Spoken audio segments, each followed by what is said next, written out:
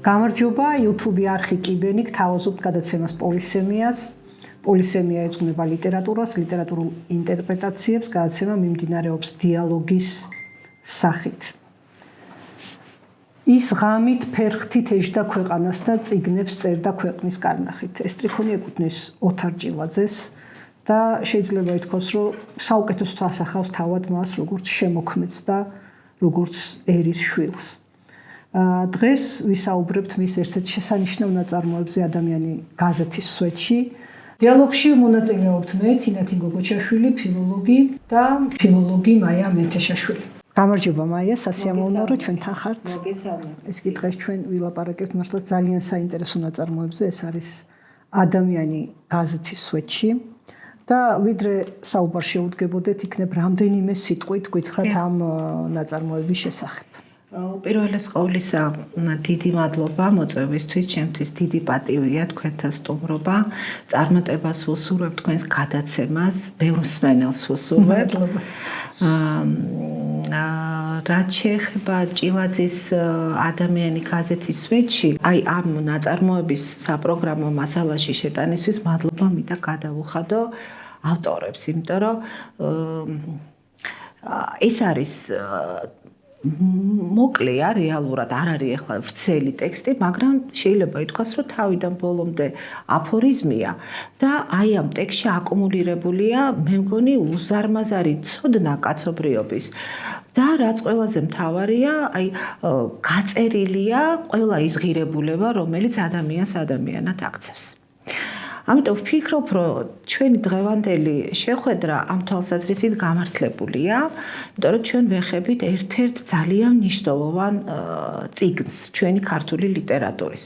სანამ დავიწყებდეთ მოკლე შინაარსზე საუბარს, მინდა ორიოდე სიტყვით თქვა თავად ოთარ ჭილაძეზე და თანაოღონდ არ მინდა რომ ესეთი სუბიექტური გამოვიდეს ჩემი საუბარი, იმიტომ რომ ვინც მე მიცნობს, ყველა იცის ჩემი დამოკიდებულება ამ წერლის მიმართ, თუმცა როგორი იყო ის თავად, ისევ მისივე პოემიდან შემიძლია ვთქვა, ჩემი აზრით ეს პოემა არის რკინისაწოლი გალაქტიონ ტაბიძეს მიუძღვნა მან ეს ლექსი და ერთ სტროფს წავიკითხავ თუ შეიძლება, ხოლო იმ ბებერ კედლების შიგნით იწერებოდა ცხოვრების წიგნი და გროვდებოდა წიგნში ხვალისთვის, რაც უხილავი იყო თვალისთვის. მე ვფიქრობ, რომ მან სწორედ უხილავი დაინახა და ისევ ჭილაძეს მოვიშველიებ, მან ძალიან საინტერესო ფრაზა თქვა თვითონ სიტყვაზე, რომლის ძალა და მადლი რატომღაც დღეს გაქრა. რაც ძალიან სამწუხაროა და განსაკუთრებით ეს ჩვენთვის მასწავლებლებისთვის თვალსაჩინოა, იმიტომ რომ სამწუხაროდ ბავშვები არა მარტო სიტყვის შიგნით ჩადიან და სიღრმეში იწყებენ რაღაც აღმოჩენას, არამედ აი ბევრი სიტყვაც კი არ იციან, სიტყვის მნიშვნელობები არ იციან. არადა ნახეთ რას ამბობს სიტყვა არის ერთადერთი და საკმაოდ ბნელი გვირავი, რომლის საშუალებითაც სამყაროს უკავშირდებით. ანუ ეს ფაქტორად სამყაროს აღქმის არხად წარმოადგინა. და თუ კი ჩვენ ახლა ამ მიმართულებით უკან წავალთ, ბუნებრივია, რომ არ იქნება მაინც და მაინც კარგი.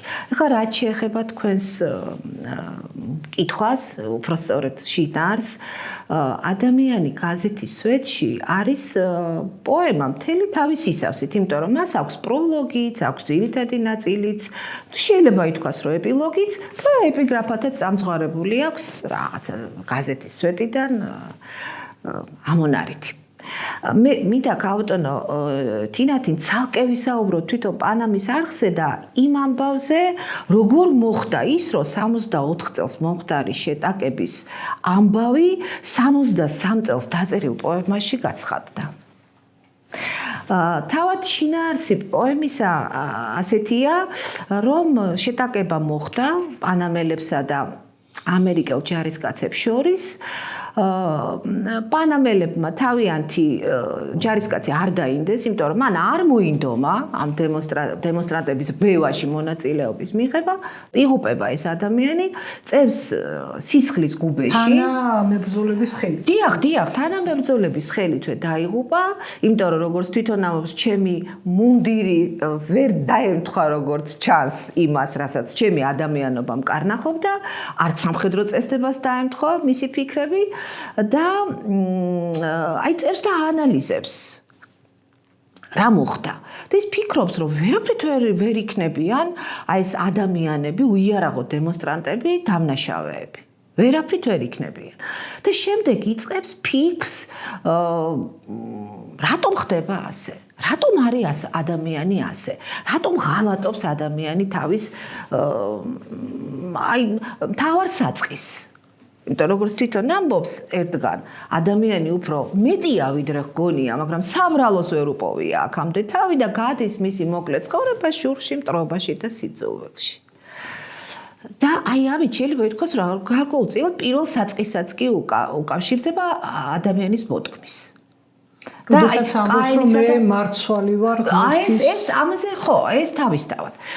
და შემდეგ შინაარსი ასე ვითარდება, რომ ეს წევს, აანალიზებს, რა მოხდა, როგორ შეხვდა მერე გოგონას, რომელმაც შეიძლება ითქვას, რომ ბიძგი მისცა, რომ სხვა თვალით შეეხედა პანამელებისთვის და ამბობს, რომ არ ნანობს, რომ ამად გამო დაიღუპა. ანუ ფაქტობრივად ამათი სიკვდილი, ამან თავისი სიკვდილით დათრგუნა. და ჭილაძე ფინალისკენ ამბობს უკვე, რომ კრუსხიმენესის ქმედება იყო აბსოლუტურად გამართლებული, იმიტომ რომ როგორც ქარს გადააქვს ქიდან ხეზე თესლი, ან როგორც ხდება ის, რომ ერთი ადამიანის ფიქრი მეორე ადამიანს შეიძლება გადაეცეს, ასევე შეიძლება, რომ ადამიანის ქმედება მეორე ადამიანს აღუძრა სიკეთის გაკეთების სურვილი. და ამბობს ფინალისკენ ასე, რომ მთელი ქვეყანა შედის წვიმაში. ანუ ასეთი კეთილი მაგალითები და ასეთი საგმირო მაგალითები და ადამიანობის ჩვენებით შეიძლება მხოლოდ დათრგუნო ის, ანუ სისხლით რომ არის ბანება, ამას კიდევ ერთხელ ამბობს ჭილაძე ამ პოემაში. და თავად აი ეს მომენტი, რომ ეს არის ღმერთის უბიდან გადმოვარდნილი მარცვალი, ძალიან გაავს, მე ასე ვფიქრობ. ყოველ შემთხვევაში რაღაც შორეულ ალუზიას მაინც უნდა ვხედავდეთ მთესველის იგავთან. კი, რა თქმა უნდა. ასე იწყება, მე მარცვალი ვარ, ღმერთის კალთიდან გადმოვარდნილი და ღმერთმა იცის რა მელოდება, ჭიტის ჭიჭაყვი თუ ქვის საწოლი, ეკალბარდები თუ თბილი ხნული. რამდვილად ბიბლიური ალუზია ეს, მოგვეხსენება, რომ მათეს 13 თავში არის თესველის იგავი, კი ბატონო, რომელშიც იესო ელაპარაკება თავის შეკრებილებს და ეუბნება, რომ გამოვიდა მთესველი თესვად, რომ მას ჰქონდა გარკვეული ისინი ჩასარგველი და პირველი დავარდა გზაზე, მერე მოვიდნენ ჩიტები დააკენკეს, მეორე დავარდა კლდესაზე და კი დაიწყო რაღაცა ამოფუშფუშება, მაგრამ ნიადაგი არ ქონდა და ჩაიშალა იქვე, მესამე დავარდა მიწაზე, თუმცა ეკალბარდებმა დააზიანეს მისი, ხელი შეუშალეს მოკლედ მის გასვლას და მეოთხე ჩავარდა თბილ ხნულში და გამოიღო ნაყოფი ნაყოფზე. და მერე თავად იესო განმარტავს თავის იგავს, რომ ჩვენ სუყელანი ვართ ღმერთის კალთიდან გადმოვარდნილი, გადმოცვენილი მარცვლები და აი გზაზე დავარდნილი მარცვალი ჰგავსო იმ ადამიანს, რომელსაც საერთოდ არაფრის გაგება არ უნდაო. აი, ღვთის სიტყვის გაგება არც უნდაო. და არც არაფერი, ჩიტები მოვლენ აკენკან. ისე კი ჩიტები გადასარევი ტიპები არიან, მაგრამ ნუ მაინც. მეორეო არისო ისეთი ადამიანიო, რომელსაც კი უნდაო რაღაცის გაგებაო, მაგრამო ქვის გული აქვს რა. და არ გამოვა არაფერი იმისგან. მესამე გავსო ისეთ ადამიანსო, რომელიცო იგებსო, მაგრამო აი ცხოვრებისეული შემაცდენელი რაღაცა მაცდუნებლები, ან ხო, რომელიც გვაცდუნებს, ხო? აი ეს არ გვაძლევს, რომ ჩვენში აღორძინდეს ნაყოფი ღვთისა. ნუ ბოლო კიდე ისეთია, რომელსაც დააპუროს, ჭრდილად იქცეს, ადამიანს სიკეთედ ექცეს. ერთი სიტყვით ის გააკეთოს, რაც უნდა ადამიანმა გააკეთოს. ანუ ემსახუროს თავის მოყვას, უყარდეს მოყვასი თვისი, რაც ყველაზე მნიშვნელოვანია. აი ბორხეს აქვს ძალიან საინტერესოდ გადმოცემული, რომ სულ არსებობსო, სოფლიო ლიტერატურაშიო 4 სიუჟეტიო. ნუ ის ბუნებრივია რომ ჰომეროს ეყრდნობა და არგონავტიკას ეყრდნობა და ამბობს რომ ერთი არისო ქალაქის გამაგრებაო, მეორე ეს არისო შინ დაბრუნებაო, მესამე არისო ძიებაო და მეოთხე არისო ღმერთის თავგანწირვაო. ნუ სხვადასხვა თარგმანში სხვადასხვანაირად არის ეს. ახლა ეს 4-ვე სიუჟეტი ამაში არის თქო ამას ვერ ვიტყვი, მაგრამ თემები არის. ოთხივე თემა რაღაცნაირად დავმოყრილებოდ როგორ ხა ალბათ უნდა იყოს ჭილაძე რომ ეს მოახერხო რა იმიტომ რომ ხა ქალაქის გამაგრება არის უდაოდ იმიტომ რომ პანამელები ამაგრებენ ქალაქს ხო რაც შეეხება შინ დაბრუნებას ის პირველ საწყისთან ბრუნდება ანუ ადამიანობასთან ბრუნდება ანუ სახე და ხატი ხდება ღვთისა მანამდე თქვა დამსჯელთა რიგში მყოფი კაცი ხო მესამე ძიება სწორედ ის არის რასაც ის აცნობიერებს რა იყო როგორ მივიდა ის აქამდე ხო და მეოთხე ეს არის ფაქტობრივად შეწირული ადამიანი ამად გამოსაფხიზლებლად და აი ეს თუ შეიძლება რაღაცნაირად დაუკავშიროთ ერთ-ერთი ვარიანტით შევთავაზოთ ბავშვებს ხო ახალგაზრდებს რომლებსაც ზოგჯერ უჭირთ ხოლმე აი ამ პოემის გაანალიზება პლატონის გამოქვაბულის მის გულისხმობ ქალტონოთი და თი მაშინ როცა იქ გადაბმულები არიან რა ადამიანები სიბნელეში გამოქვაბულში და ზემოთ ყოფები რასაც უნდათ იმას ანახვებენ ანუ რასაც უნდათ იმას აგებინებენ და ესენი შვიდად წნარად კომფორტულად ხედენ იმიტომ რომ რაღაცა კომფორტული გარემო აქვს არ ფიქრობენ რა აი არ ფიქრობენ ხედავენ მხოლოდ იმას რაც მათ ხედვის არეალში დიახ რაც მათი ხედვის არეალში და რაც იმათ უნდათ რომ ამათ დაინახონ მაგრამ აი გვირაბიდან გამოსული გამოქვაბულიდან გამოსული ადამიანი ასნობიერებს რომ უი თურმე მზე არ ყოფილა მთლად ეგეთი თვალის მომჭრელი არა ის აცნობიერებს რომ ეგრე არ არის სამყარო არ შეიძლება სხვისი მითითებებით იცხოვრო თუმცა აქვე ჭილაძე ამს რომ ფიქრის უფლება ყოფილა თურმე ყველაზე ძვირი რადგან ცხოვრების ავანჩევანი ფიქრში ირკვევა დიახ რა თქმა უნდა იცით რა ეს გამოქვაბულიც იცვლის თანდათან სახეს ასე ვთქვათ ეპოქების მიხედვით ახლა დღესაც შეიძლება ითქვას ეს ვითომდა ერთი შეხედვით გაშლილი სივრცე რომელსაც აი ამ სოციალური ქსელებით თუ ტელევიზიით თუ რაღაც სხვადასხვა საშუალებით ზუსტად მაგის ანალოგია ზუსტად მაგის ანალოგია ესეც გამოქვაბულის ერთ-ერთი ასე ვთქვათ სახეობა აი რაღაცა მზა იდეები მზა მაგსალები მზა ამბები და ვინც უფრო მეტად იკივლებს და იწივლებს და უფრო მეტი ეყოლება ბოტი თუ რა ვიცი მე რაც ქვია აი და ვისაც უფრო მეტად უყურებენ ადამიანები ასე ლერწამივით არიან ხან იქით გადა სხვა შორის ლერწამთან დაკავშირებით ჭილაძე საინტერესო ამბავს რომ იო თქვაო პასკალმაო რომ ადამიანიო ლერწამიაო მოაზროვნე ლერწამიო მაგრამო უბედურება იცით რა იქნებაო რომ ეს ადამიანიო მოაზროვნე ლერწამი მარტო ლერწამი ან ტვინის ფიქრის უფლება დაკარგოს და მარტო ლერწამი გახდეს ხო აი რაღაცა აი ზუსტად რაც ახლა თქვენ ბრძანეთ ზუსტად ამ საშიშროების წინაშე დავდეგით რომ მართლა ლერწამად ვიქეცით ადამიანები ძალიან გვიჭირს აი ამ ჭარბი ინფორმაციის ზღვაში სწორი დასკვნის გაკეთება წერლობა აი ამისი ძალიან კარგი ვიქეცით არა ალბათ ეს ყოველთვის ესე ალბათ ყოველთვის ძნელი იყო ადამიანობა ესეც ჩანს სხვათა შორის ამ ნაწარმოებში ძალიან ძნელია რომ შენი საკუთარი პოზიცია შეინარჩუნო იმიტომ რომ ხან გეშინია ხან გერიდება ხან აი უბრალოდ ადამიანს რაღაცა კონjunქტურიდან ამოვარდნეს ეშინია მეტი კი არაფრის იმის კი არა რომ ეხლა ამისთვის ვიღაც დაასჭირს ესეც კი განსაკუთრებით საშიშია სოციალური ასე ვთქვათ განკიცხვის სოციალური განდევნის კი ბატონო და მართლაც ალბათ გმირი უნდა იყო აი ეს პერსონაჟი სხვათა შორის ადამიანი გაზეთის სვეტში მე ძალიან მახსენებს ალუდას მახსენებს ერთ-ერთი მსგავსება რომელიც არის ძალიან კი ბატონო თავისიანებს განდგომილი ადამიანი თავისიანებს განდგომილი რაღაცა იმპულსის შედეგად ხო რაღაცა იმპულსის შედეგად ზუსტად ისე როგორც სრულად ესეთი იმპულსი იყო ალუდას შემთხვევაში მუცალთან შეხვედრა და შეიძლება პრინციპში ისიც არაფერი რა ძალიან შორს ვარ იმაზრისაგან რომ აი და მაინც მოცალის გმირობაზე გარეგანი იმპულსი იყო გარეგანი ერთი იმპულსი მეტი არაფერი რისთვისაც შენ მზად ხარ რომ აი ეს მარცვალი რომ ჩაითესება შენს გულში ის მიიღო გულში და ტანსაცმელზე კი არ დაგეცეს და სახეზე და კი არ გადაგივარდეს სადღაცას არამედ რაღაცა შენმა გულმა შეიწოვოს ის თორე ეს ხო ღმერთის ხმა რომ აუცილებლად შენ იმას ან იღებ ან არ იღებ და ეს ხმა ყველა აი მაგალითად აბრაამის შემთხვევაში ავიღოთ ხო აბრაამს დაუძახაო ღმერთმა რომ გამოდიო მან დედანო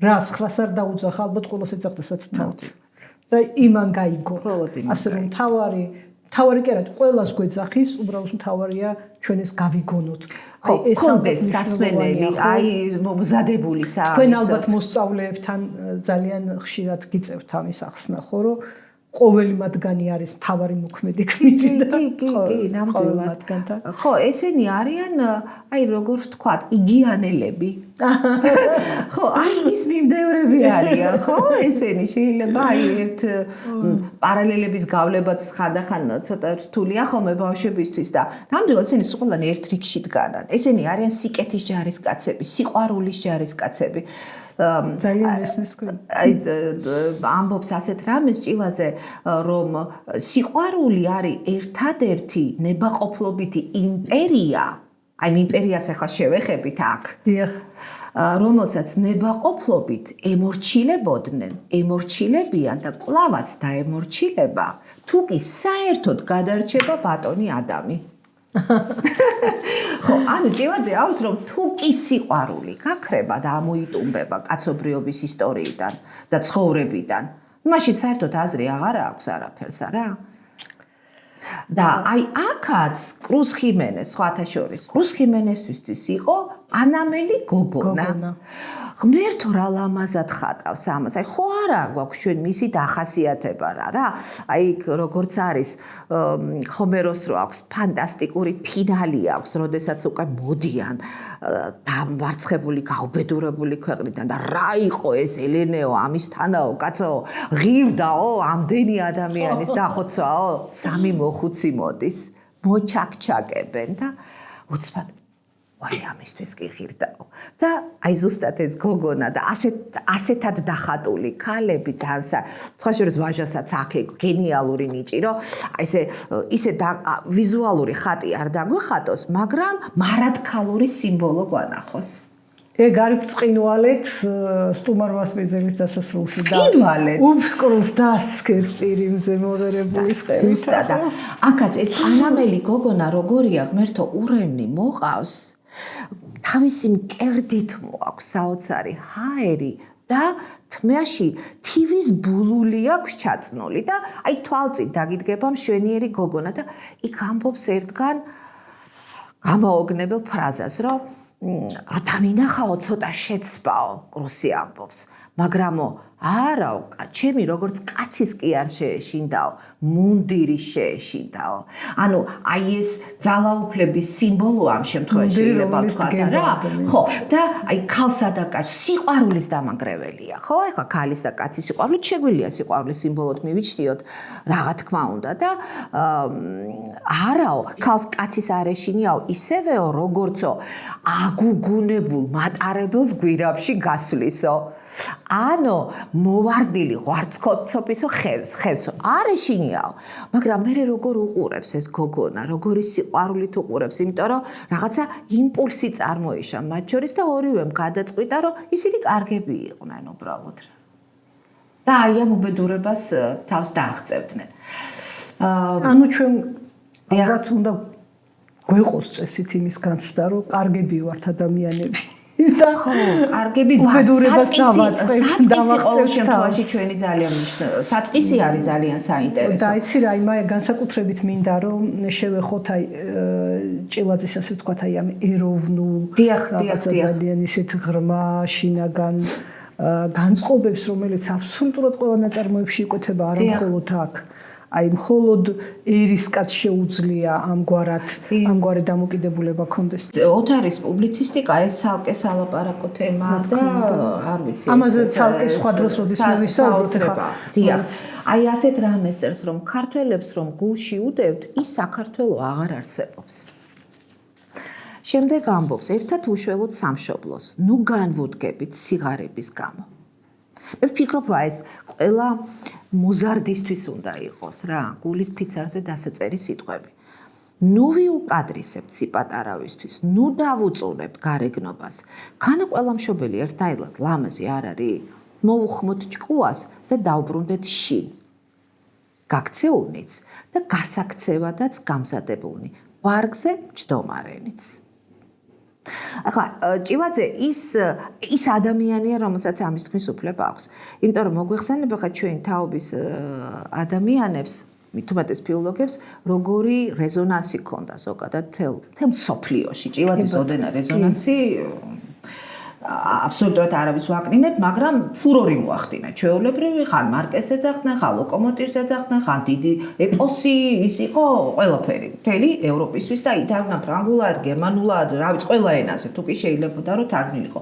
მას მარტივადაც შეეძლო, რომ იქაც ეცხოვრა და კარგი ბუდე მოეწყო, ასე რომ თქვა და გაქცეოდა ამ ყველაფერს, მაგრამ ერთი წამით არ უფიქრია თავისი ქვეყნიდან გასვლა, რომელიც არჩეულებრივად ჩანს მის ბოლო წლების რომანებში და კიდევ ასეთ რამეს ამბობს, მას უნდქეთ ჩემი სამშობლოს სურნელი, ხურდა არ მინდა. სიცოცხლეს ვიხდი მთლიანად, რაც უნდა პარადოქსულად ჟღერდეს ჩვენს დროში, სამშობლოს სურნელს ვერ გაყიდი. სამშობლო იყიდება, მისი სურნელი კი არა. ეს სული მეც მაძლევს ხოლმე ეს სიტყვები. სურნელი მაინც აღრჩება გამოცარიელებულ სივრცეში, ნასამშობლარზე. მოდი აქედან დავიწყოთ ალბათ, იმიტომ რომ ეს პოემა იძლევა ამის თქმის საშუალებას. მე გადავქექე 63 წლის თბილისი კომუნისტი, 64, რომ 63-ში თუ კი ვინმესთვის შეიძლებოდა მეკითხა, არ მომხდარა იქ ამბავი. პანამის არხის შეტაკება იქ არ მომხდარა. და ვიცით რომ პოემა ამ დროს დაიწერა, ხო? 63-ში ოთარმა 4 პოემა დაწერა. ერთმანეთზე უფრო მნიშვნელოვანი და რომელი პოემებია მე? ესენი არის თაკო და ზაზა, რომელიც თავის ქალვაშს მიუძღვნა.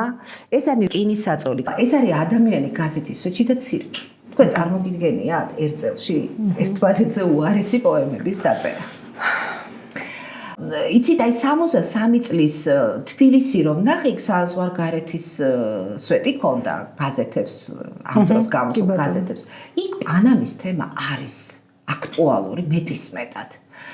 1963-ში, ხო? 63-ში, რა თქმა უნდა, შეტაკება არ მომხდარა. მე ChatGPT-საც კი ვკითხე ბოლოს უკვე რომ აღარ ვიცოდი რა გამეკეთებინა, იმიტომ რომ ვფიქრე იქნებ სადღაც რაღაცა იყო. იყო აი ესეთი რაღაცა სუსტი გაბრძოლებები. იმიტომ რომ ამერიკელებმა ამის ისტორია რომ მოუყვეთ, ვფიქრობ არც ეს არ იქნება ურიგოდ. იყო პანამის არხის ისტორია. ამ პანამის თემა დაიწყო ჯერ კიდევ მე-16 საუკუნეში 1513 წელს. იყო ასეთი ესპანელი კონკისტადორი ბილბოა, მისი სახელიც ქვია ამას. ვიწრო ყელია ეს პანამ, ვიწრო ეს არის. და რომ ფეხით რომ გადაიარაბდა, მე რომ გადაწყვიტა რომ აი კარგი იქნებოდა, იმიტომ რომ წყნარი ოკეანისა და ატლანტის ოკეანის დამაკავშირებელი ეგეთი მარტივი ამბავი ხო არ არის, არა? მარტივად რომ უნდა შემოევლოთ ესე მთელი დედამიწისთვის, ხო? უпростоრად დიდ წყლებში უნდა შესულიყვნენ. შემდეგ 1543-ში ამითი უკვე დაინტერესდა კარლ მეხუთე ჰაბსბურგი. და ამან ბრძანება გასცა, რომ ამერიკის კონტინენტი შეესწავლათ. ანუ იმ პერიოდიდან უკვე ამას და ამ არხთან დაკავშირებით ეს ინტერესი იყო თავისთავად, იმიტომ რომ აქ ეხა ევროპა ფიქრობდა, მაშინ ამერიკა ახლა სად იყო, ხო?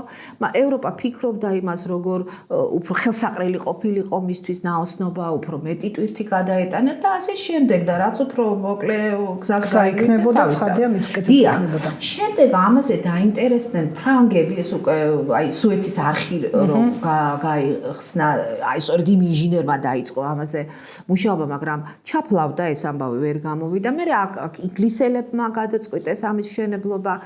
ვერ ახერხებდნენ, იმიტომ რომ ციმე პირობები იყო, ძალიან აქ უამრავი კოღო, თვითონ ნიადაგიც არ იყო მაინცსა და მაინც ისეთი, რომ აქ არხი გაჭრილი იყო და ანუ ბუნებრივი პირობები, საშინელი სიტუაცია იყო, აი მსხვილი კოღოები და აი რა ვიცი, დაავადებები და მთელი ამბები იყო და უამრავი ადამიანი შეიწირა ოღონდ. თვითონ ამ არხის მშენებლობამ შეიწირა. ესე იგი, აი ფულის მოსვლამ თუ ფულის გაკეთების ამ ხერხმა, ამ საშუალებამ, არხმა, ხო, უამრავი ადამიანის სიცოცხლე სურვებდა. კი ბატონო.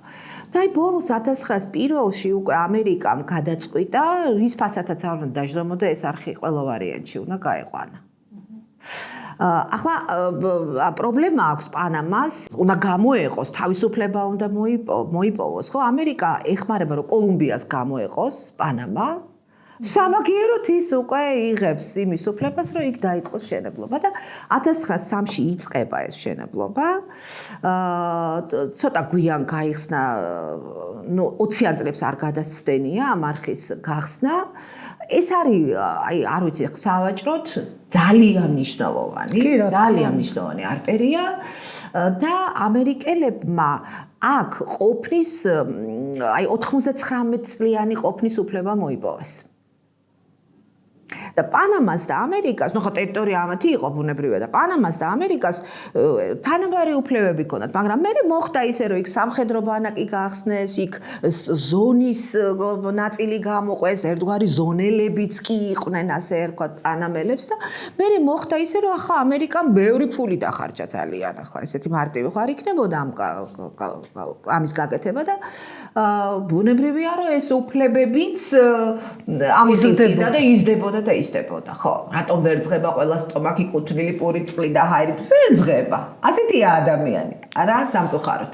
მით უმეტეს, როცა გემოს უნახავ ამასად, ამისკენ მიდრეკილი როცა ხარ, ხო, ადამიანი, ანუ როცა გაქვს ეს შენს არსებობაში, როცა ძალიან მყარად არის ფეს გადგმული. და აი ამის შემდეგ მოხდა ასეთი რამ, რომ ამერიკის დროშა იყო მხოლოდ აი პორტზე და პანამელების დროშა ჩამოხსნეს. და აი ეს სტუდენტებმა ვერ აიტანეს და იყო დიდი მიტინგი. დიდი გამოსა, დიდი დემონსტრაცია, ხო? ხაჭივაძე როგორც ამს რომ თქვა უიარაღოები არ იყვნენ ისინი, მათაც ჰქონდათ რაღაცა. ეს მოხდა 1964 წლის 9 იანვარს. 9 იანვრიდან იანვრის ბოლომდე ყველა გაზეთი ამ თემაზე წერს. თბილისიც კომუნისტიც. აი ყველა გაზეთში ეს ამბავი წერს. დაუბრუნოთ პანამელებს. გვერდში ხა რა თქმა უნდა ხა კომუნისტური პარტია იყო და ბუნებრივია რომ ხა ხო, ოღონდ ყველაზე მთავარი ის არის რომ ხრუშოვი დიდი სიტყვით გამოვიდა. აი დამოუკიდებლობისთვის მებრძოლ ადამიანებს დაუბრუნოთ და თვითონ ახლა ჩვენ დამოუკიდებლობის მებრძოლები არ ვიყავით, ხო? აი სხვის ომში მამაცები იყვნენ, მაგრამ თავისთან არა, ნუ მე არა. და აი ასე მოხდა ეს ამის ისტორია ასეთია. 1964 წლის 9 იანვრიდან 12-13 იანვრამდე გრძელდებოდა ეს შეტაკები, ეს სწრაფად და მარტივად არ მომხდარა. იქ ბევრი პანამელი დაიღუპა და მართლა დაიღუპა 4 ამერიკელი ჯარისკაცი, ეს არის ყველაფერი აღნუსხული. და ერთი რამ მინდა გითხრათ გამაოგნებელი, რომ აი ამ დოკუმენტებში 4 ამერიკელი ჯარისკაცის სახელგვარია. მე დანარჩენი სამის დამახსოვრებით ტვინი არ დავიღალე. მაგრამ ერთ-ერთი იცით რა გვარი იყო? ლუის კრუსი. კაი მართლა? კი, ლუის კრუსი. საოცრება. ხო, აი, არ ვიცი ახლა ეს როგორი დამთხოვა, ფაქტი არის, რომ ნამდვილად არის ასეთი ადამიანი დოკუმენტებში შემონახული და მართლა დაიღუპა 4 ადამიანი. ოღონდ აი საინტერესოა ესე ძალიან შეაშფოთა პანამელების ამბავმა ჭილაძე, რა თქმა უნდა, რომ შეაშფოთა. ხო, აი ეს არის ძალიან საინტერესო, რატომ არის მისი, რატომ დაინტერესდა ესე განსაკუთრებულად ამ ამბით? გახსოვთ იქ ერთ-ერთი ასეთი ადგილია, რომ ვინც ხვას ადამიანი გავს იმ ქვეყანას, რომელსაც მისი სამშობლო ჰქვია. ეს ძალიან ხმამაღალი განაცხადია. ხოლო სამშობლო თავს ურჩევნიათ ადამიანებს და არა მონებს. არა სხეულის, არამედ სულის საჭურისობას ქვია მონობა და ვინც სხვას ართმევს თავისუფლებას მონა ისიც. მეტი რა უნდა თქვას. მეტი რა შეიძლებოდა ეთქვა, ხო? ბუნებრივია რომ ამერიკელების ამბავს ამბობს, იგონებს, თხზავს. როგორც ჩანს გათვალა ხა ჭილაძეს ეგ არ გაუჭირდებოდა რომ ამერიკელები პანამის ჰეგემონიაზე ხელს არ აიღებდნენ. ეს გამორიცხული ამბავი იყო. იქ უკვე იყო რაღაცა ეს შეხლა შემოხლები და გათვალა რომ ეს არ დამთავრდებოდა ესე უსისხლოდ. ხო, მაგრამ აი რატო დაინტერესდა ამით? ესე ძალიან ქვეტექსტში შეიძლება ქვეტექსტი ჩვენი იმის გამო რომ ჩვენ რაღაცა ძალიან იცი რა, შორს უყურებ, ხო, უკეთესად ხედავ და ამ დროს ძალიან გავს იმას, რაც აქ არის და თითქოს უკეთესად შეგიძლია იმის დანახვა, ხო? რაღაცა შორს პერსპექტივაში შეიძლება ეს დაინახო, ვიდრე შენთან რო ხდება, შენ თავს რო ხდება რაღაცა ის ემოციურად დატვირთული ხარ და შეიძლება ყველა ნიუანსი ისე ვერ გათვალო, როგორც იმ მოვლენის რაც შორია, ხო? შეიძლება და აი ჩვენ თავსაც ხო ნაკლები არ ხდებოდა? არა, იგივე ხდება, ოღონდ სხვაგან. და ტოტალიტარული, აი იმპერიული თემაა ეს, იმპერიებისთვის დამახასიათებელი თემაა. მარადიულია. მეორდება ეს. ხომ ამბობს კიდეც რომ როდემდე უნდა იყოს ყოველთვის ძლიერი მართალი. აი როდემდე, ან თუ არ მიეშველების სუსტ, როგორ დაიცვა სუსტმა სიმართლე? რატომ ვერ ძღება ყველა სტომაქი კუთვნილი პურით წყლით და ჰაერით? და აი ეს გაფრთხილებასავით ისმის რომ ადამიანი მართლა უფრო მეტია ვიდრე ჰგონია. რომ ვერ უპოვია საბრალოს თავი და აი ეს კაინიტური ცოდვა, თავს დაყოლილი ჩვენი უბედურება, რომელიც შურით მოხდა და შური საიდან წარმოიშობა, მისი მშობლები არიან ამპარტავნება, უსიყვარულობა, ხო? აი ეს ყველაფერი ყვებავს ამ უბედურებას და ამ უცნეობას, რაც ჭილაძისთვის ძალიან მიუღებელია. და ისეთი რამის მოხვეჭის სურვილი, რაც შენი არ არის და გინდა რომ შენი გახდეს. რაც შენი არ არის და იმიტომ რომ შენ ძლიერი ხარ. კი ბატონო. და ვფიქრობს რომ ნუ თუ ვერასდროს ვერ მოერევა კაცობრიობა ამას. ნუ თუ ეს რიტორიკული შეკითხვა, დასვა თუ პირდაპირ კითხვა დასვა, აი არ ვიცი ეს ალბათ მომავლის საქმეა. იცი რა, საოცარი მისი უნარი, რაც მე ყოველთვის მაუცებს, არის ის, როდესაც ის ახერხებს დასვას საკაცობრიო საკითხი და შემდეგ ეს დაატაროს რაღაცნაირად ეროვნულ ჭრილში. აი ზუსტად. აი ეს არის მისი საოცარი უნარი. აი ზუსტად მე ვფიქრობ რომ აი ეს ადამიანი სამყაროს ისტორიას ყვება, ოღონდ ცეჩი საქართველოა. კი ბატონო. რაღაცა ჩვენ თითქოს სამყარო იყოს საქართველო. დიახ, თითქოს სამყარო და აქედან ლაპარაკობს, ოღონდ გურუა რა და ამ ყველაფერს ხედავს, აცნობიერებს და ყოველმან ჩემმა პოვნელმან აი ეს რომანი ზუსტად შეიძლება ამ თემის გაგრძელებაც კი იყოს, ხო? იმიტომ რომ აი ურუქში ხდება ეს ამბავი, ხო? აქ მითით შემოდის, ბიბლიად შემოდის და ეს ისეთი გონიერი მწერალი იყო, ისეთი ალღო ქონდა რომ ხდებოდა რომ მითი და ბიბლია არის ორი ძირითადი და მთავარი რეზერვუარი თემების. თემები ადამიანის თავგადასავალია ერთშიც და მეორეშიც, ხო? მარადიული რო არ იცვლება. კი ბატონო. შემდეგ მწერლები აი ამ რეზერვუარებიდან ლიტერატურულ ფრაქტალებს აკეთებენ. ხო, აი ის ამას წერს, ის იმას წერს და რაღაცა ის თემები იქ არის, ბევრი ძიება არ ჭირდება, ძველი ბერძნები ჭკვიანები იყვნენ, მითებს იღებდნენ, იმად არ ჭირდებოდა დიდი სიუჟეტების მოგონება. იქ დევს ყველაფერი. კი, განსაკუთრებით ყოველმა ჩემმა პოვნელმა ყოველმა ჩემმა პოვნელმა ძალიან დატვირთული. დიახ, აი სათაურიც ნახეთ ყოველმა ჩემმა პოვნელმა გაენის თემა, შემოტანის გაენის სიტყვები აქ მერტთან აღვლენილი, ხო? ასეთი ფილოსოფოსი იყო ჰობსი, რომელიც ითვლება ლიბერალიზმის მამად. და აი ჰობს აქვს ასეთი წიგნი ლევიათანი. აი გული რო გაგიჩერდება ისეთი. მეცამეტე თავს კითხულობდი სულ ახლახან რამ წამაკითხა რა გაჭირვების დროს კიდე ესმიდა. იქ ფანტასტიკურად მიმოიხილავს როგორი არის ადამიანის ბუნება. რომ ადამიანი თვითონ ყველაზე მთავარი გონია თავისთავი, რომ ვერ შეთანხმდებიან ადამიანი, მე უფრო ჭკვიანი ვარ, შენ უფრო ჭკვიანი ხარ, მე უფრო მაგარი ვარ, შენ ასე შემდეგ.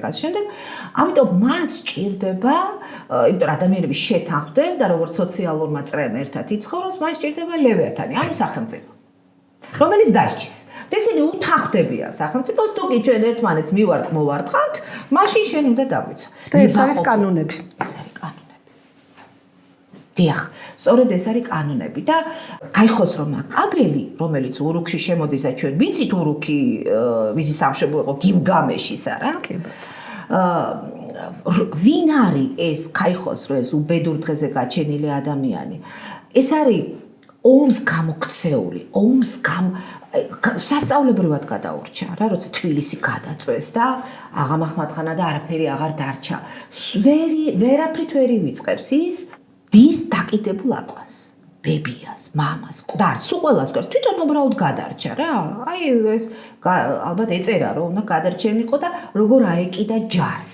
ანუ ალექსანდრე ეს მაკაბელი, გაიხოს რომ მაკაბელი უკაცრავად არის შეიძლება ითქვას აი იმის განსახიერება ასოციაციურად, ხო? როგორ შემოვიდა რუსის ჯარი ჩვენთან. კი, რა თქმა უნდა. ხო? და თან ამ ტიპს რა უნდა რომ იყოს იმ სახლის ავტორი, რომელიც მისი არ იყო. მამობილისგან მიეკუთვნა რა, უბრალოდ იშვილა და ამიტომ. გვარი მისი არ არის.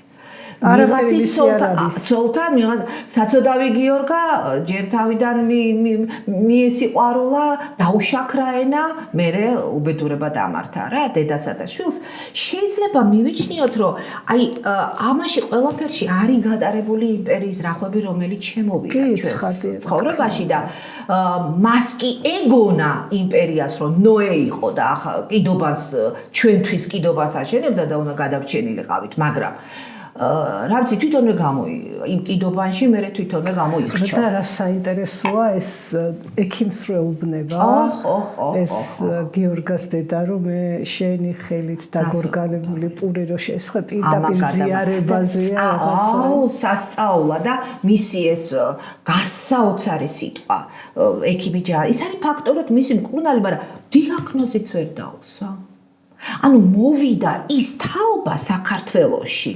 რომელსაც დიაგნოზ ვერ დაუსვევ, რომელიც მერე გადაიზრდება რკინის თეატრში.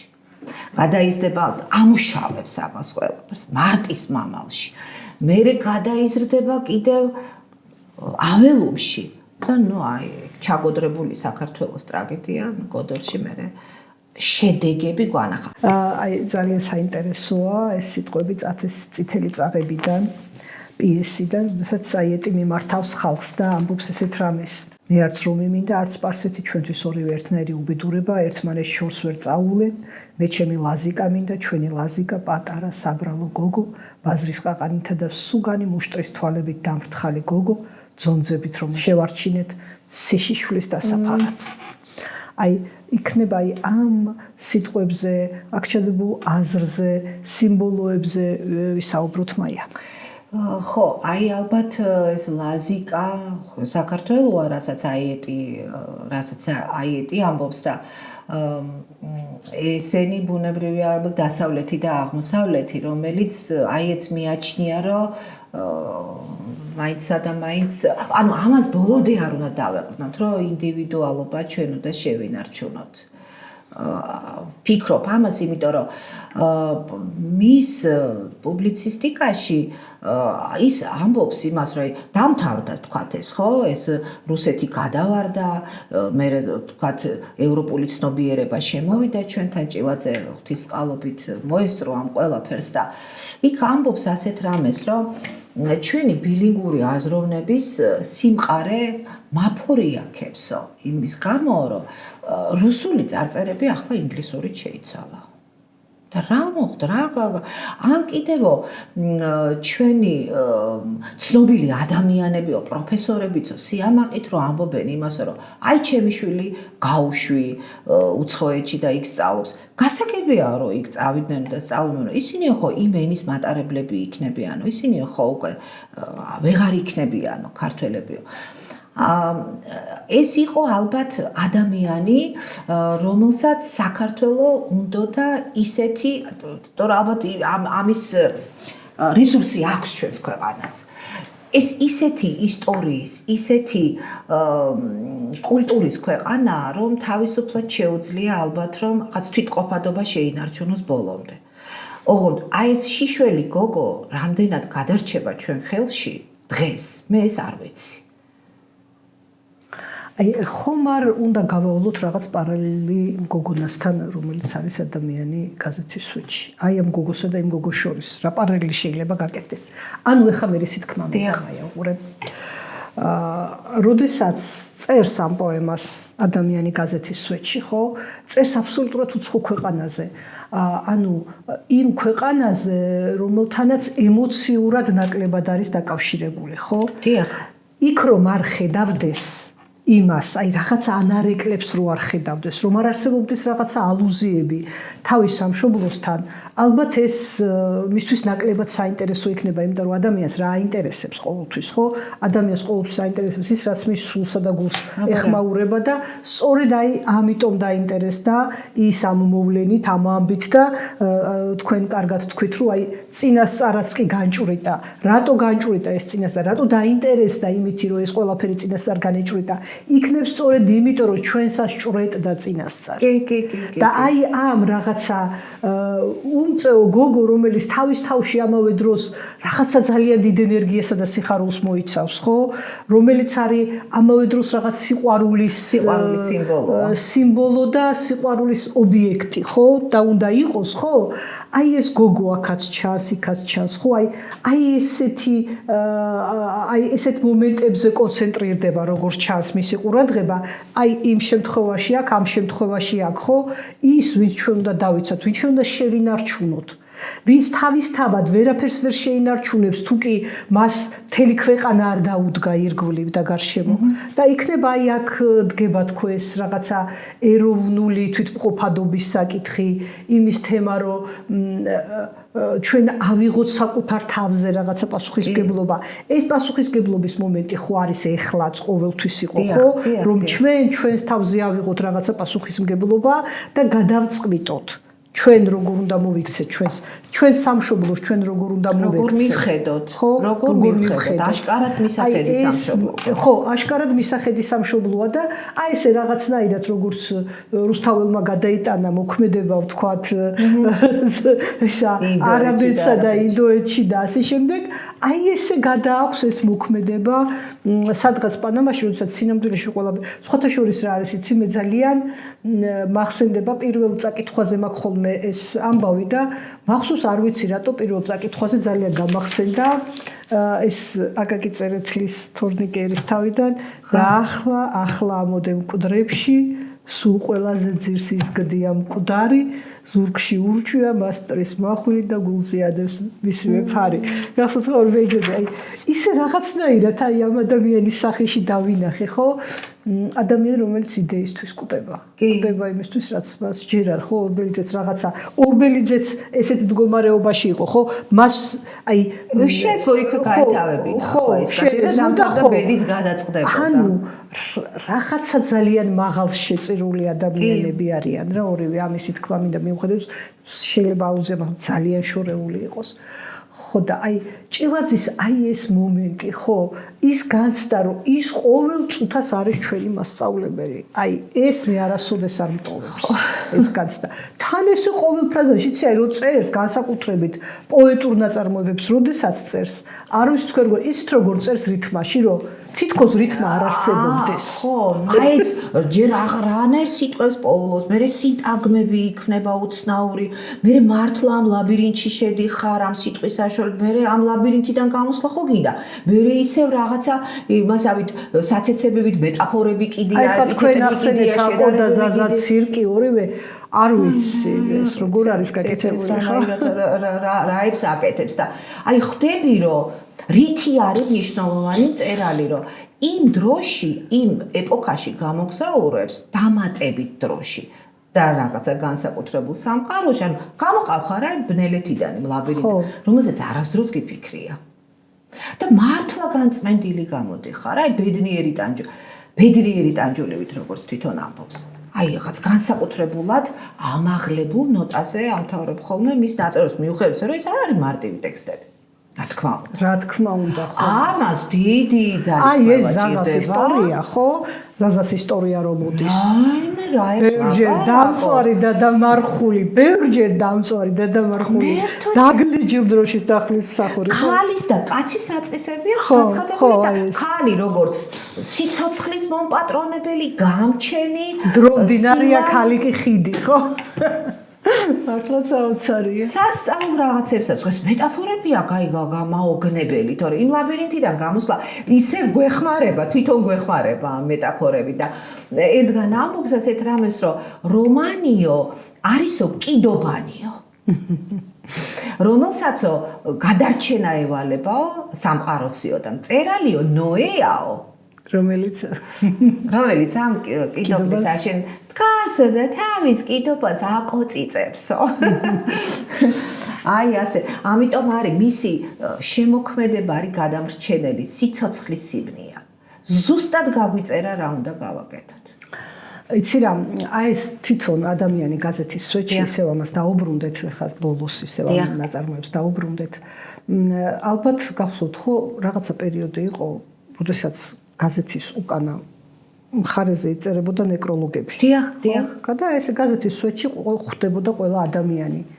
ხო, ანუ ყველა ვინც კი ასე ვთქვათ, იყო ალბათ დაიბადებოდა და გარდაიცვლებოდა, შემდეგ ხვდებოდა აი ამ გაზეთის სვეტში და აი როგორი მოკლეა, ხო, ეს ამბავი რაღაცა, რასაც წავიკითხავ ჩვენ გაზეთის სვეტში და რამხელა რაღაცა შეიძლება იტევდეს და საწინააღმდეგოდ შეიძლება ვიღაცაზე ეწეროს უამრავი ამბავი და სინამდვილეში მის ცხოვრება არც არაფერს ნიშნავდეს. აი ეს ადამიანი გაზეთის სვეტში ამდენის დამტელი და შემდეგ ავტორის მიერ აი ასე გამოტანილი მართლაც არის საოცრება. აი მათ ერთი ეპიზოდი არის ძალიან საინტერესო. როგორც თქვით ჩვენ ეს გარეგანი იმპულსები ასეთ გმირებს, აი როგორიც ალდა, როგორიც იგია და დანარჩენები ხო? ამათ გარეგანი იმპულსები როგორც წესი აღთქვამთ, რომ ხა ესე უცბად არ ხდება განათება, ხო, ადამიანის ცხოვრებაში და კი, რა თქმა უნდა. მნიშვნელოვანი შეზაზარება არის საჭირო ეთყობა, რომ გამოხვიდე იქიდან. ანუ ის სინათლე დაინახო, აი გამოქვაბულიდან გამოსულს, რაც ჭრის თვალს, ხო?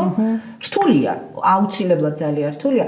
იქ ერთი ეპიზოდი არის, როდესაც ამ გოგონას ნახავს და ეს გოგონა ეს გოგონა აღძრავს სიყვარულს რეალურად. ანუ ადამიანის სიყვარულს ახსენებს და აფიქრებს, რომ არა, ეგრე არ გამოვა, ეგრე არ შეიძლება რომ იმათესროლო და მე თვითონვე დგება დაჩაგრულის როლში და ელანდება თავისი ქალაქი, მისივე გამჩენი, მისივე ტკივილი, რომელიც სილის კოშკივით ირღვევა, იშლება და ამბობს, რომ არა, ის აუცილებლად დაიცავს ამას და ანუ რა გამოდის, რომ თუ კი ის თავის ქალაქს დაიცავს, ამათ რატომ არ უნდა დაიცვან თავისი ქალაქი, ხო?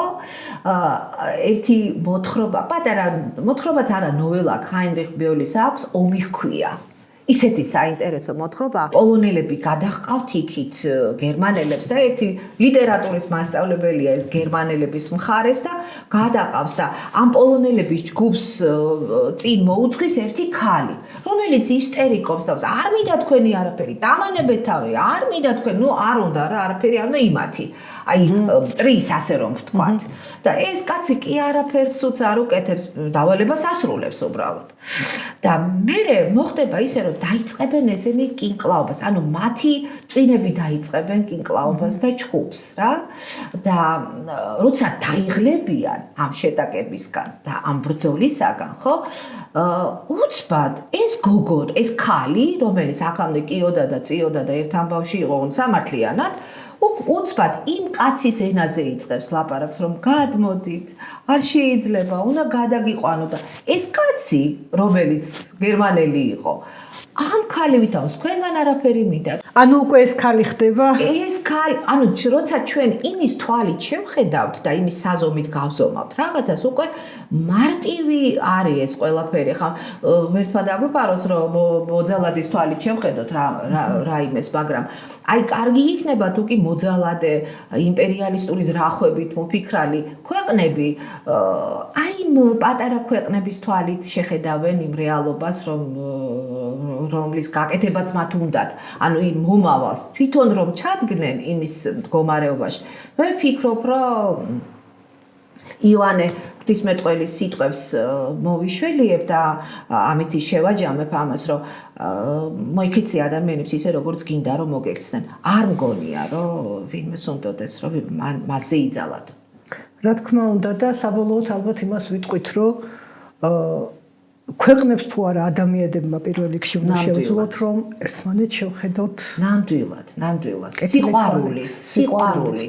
სიყვარულით, რომელიც გადაარჩენს ეს არის სწორედ ჭილაძის მთავარი გზავნილი. ბატონო. ძალიან დიდი მადლობა მაინც. თქვენც დიდი მადლობა. გაგრძელდებოდეთ. ნახვამდის.